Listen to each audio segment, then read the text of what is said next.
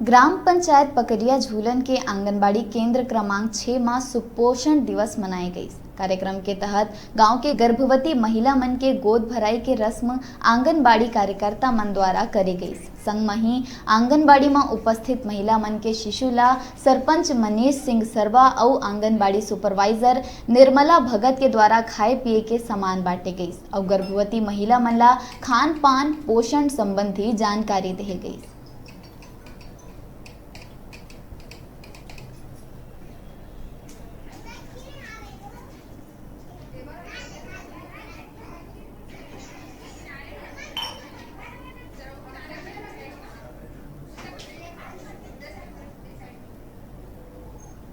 आज हमारे ग्राम पंचायत पकरिया झूलन केंद्र क्रमांक 6 में सुपोषण चौपाल का कार्यक्रम किया गया। गर्भवती महिलाओं को गोद भराई का रस्म किया गया और 0 से 6 माह के बच्चे का अन्नप्राशन किया गया एवं गर्भवती महिलाओं को पोषण आहार के बारे में जानकारी दी गई।